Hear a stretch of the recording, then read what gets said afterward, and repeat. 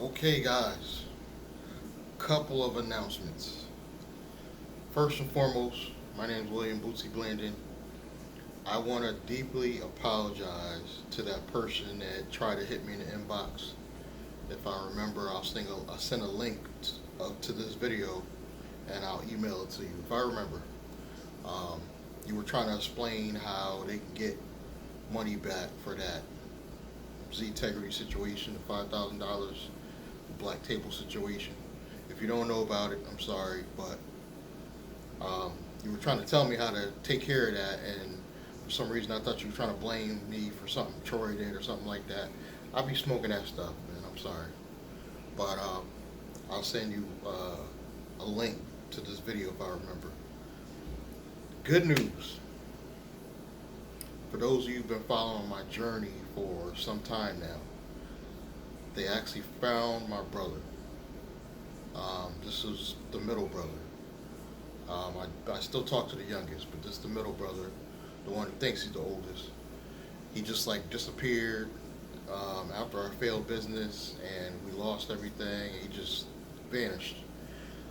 Supposedly, my youngest brother got a number from somebody that knows him, and was able to call him, spoke to him directly on the phone. I still don't know what he looked like, so still don't know if he's on drugs or not. But it looked like from the photos he sent my youngest brother that he's living honestly better than me. You know what I mean?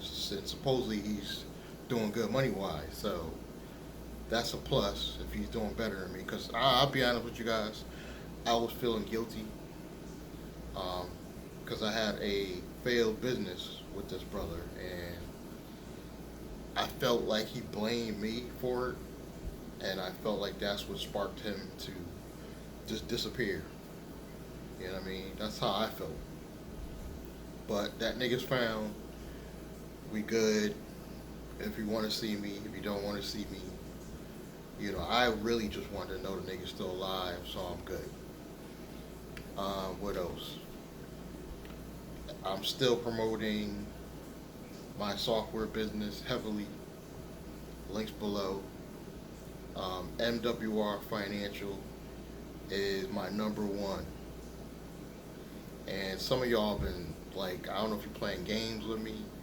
Y'all be contacting me, talking about you want to get in at NWR, and then you just disappear. Like my brother did. You just disappear off the face of the earth. Y'all be playing games. NWR links below. When you finish playing games, go ahead and finish playing the games, but when you finish playing games and you want to get in a real business that's going to really help your finances, the link will be below. The Uber driving, I gotta be honest with you guys, I have no motivation to no longer want to be. I feel like an Uber driver in the heart, but I have no more drive to want to be out here doing this Uber stuff. I really don't.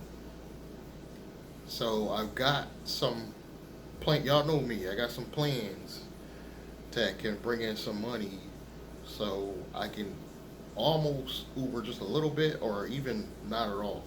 Cause y'all know how I get going. Y'all know how I do. If you've been watching for a while, you know how I get down. But I created a monster with this experiment I did with the renting a room. See, I have a spare bedroom. For those that haven't been watching, I have a spare bedroom in my 2-bedroom apartment. And I keep it real with y'all. I have no furniture in this place. I don't even want to show you because it looks a mess, but I have no furniture. This literally primarily is a YouTube studio. I got a computer. I got my new mic. I haven't really played it with it enough. I got StreamYard. I got some things I'm working on for the podcast and stuff. I'm still learning the software. I'm an old head, so it'll take me a minute. And I got the stand here for the phone. I got, literally, I'm living like a bum in a 2-bedroom apartment, so I got plenty of space. So as an experiment, because Glendon Cameron does experiments. I was like, let me try to construct an ad, put it in Craigslist, and see how it does. Because my daughter was in my ear. I'll keep it real. My daughter was in my ear about, why don't you just rent that extra room? And I'm like, she knows I'm paranoid. She knows I smoke weed and I'm paranoid. But as an experiment, I was like, let me just try it. Guys, I've created a monster. I've created a monster. This is probably the best performing ad that I've ever put on Craigslist in my entire life. I am getting non-stop people hitting me up. So far, I've only physically seen one, so I gotta stop playing games. I haven't been driving. I've been so, this ad has just been taking up my time responding to people and then doing videos in my downtime. I got to keep it real. I haven't been on the road like I need to be on the road at all. But if I rent the room, I started thinking maybe I should really rent the room, because that will supplement some of the money that I would be getting from Uber. So I was like, let's not make this an experiment anymore. Let's really do this. And just responses have been overwhelming. Overwhelming responses. Guys, girls. I didn't put anything that would discriminate in any sexual way. I got a white guy who sees his girlfriend every other weekend. He's looking at it. I've got a new girl that just responded today. Three people responded just to the ad today. And I just put this ad out 3 days ago. And like I said, I can't even keep up with all the responses. Some of them aren't calling me back, some of them are. The ones that call me back, they automatically move up in the scale to possibilities. A brother got options. I might be living ghetto, but a brother got options. And I can't help but think it's probably due to this economy, this recession. And then I'm offering where they could pay weekly, save $100. I'm charging $800 for the room, which is, to me, a little high. My daughter says it's fair. Obviously, I'm paying for all the utilities and everything. I'm trying to get somebody that's cool. So I think what I put in the title is what caused it to get overwhelming responses. I knew that I had to get a catchy title, so I wrote weed-friendly room for rent. And I said also I structured it where it could be a package deal with the car, so I wouldn't have to rent the car separately.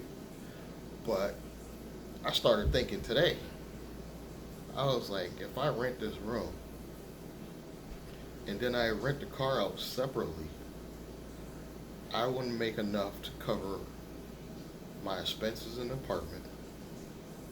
Listen to me for a minute. I would make enough to cover my bills in the apartment, all the bills in the apartment. I will make enough to cover the car insurance, the car note, and still have a few extra dollars to put in the bank. And I don't need to drive at that point. Now the car is gonna be a little bit tricky. I'm not a genius, but the response I got in this other ad was amazing. So I'm figuring out how to construct a ad for the car. Even though I said I kind of didn't want to beat on it, if I get the right renter that's just going to work and they're not using it for Uber or Lyft, I kind of don't want an Uber or Lyft person because they're going to beat on it. I just want somebody who just goes to work, maybe pick up their kids, and they pay me every week. That to me would be a good. So I could be picky. I can put the ad and be very selective. And this, I'm going to teach you how to rent a car without Toro or hire a car. And I did a video on this. If I remember, I'll put the video to that in the description below. And I am going to put my own insurance on it. I would actually vet the person, get the right person, get the right, they're obviously you want them having a clean driving record, obviously. Not necessarily a background check, just a clean driving record. And you got to be clear with them that they do not go outside the state without alerting you first, so you don't get no tolls and none of that.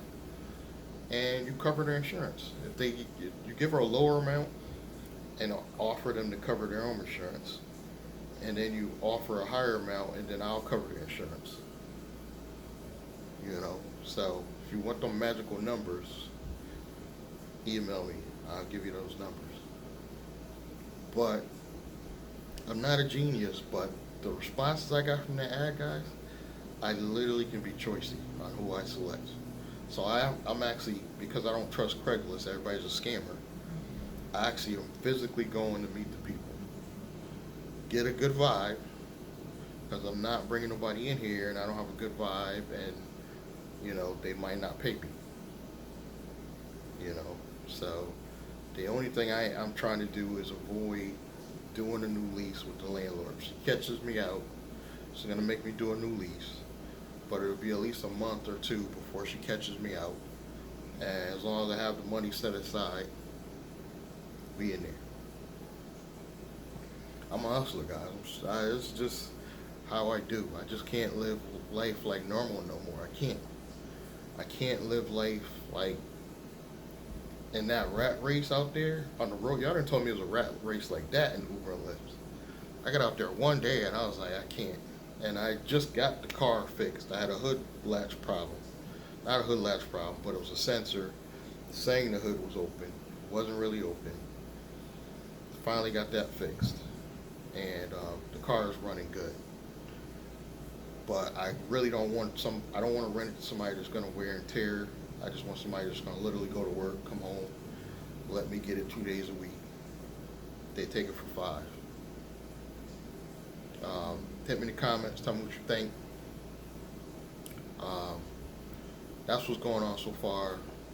Again, thank you for the person to try to give me some information about trying to get that money back.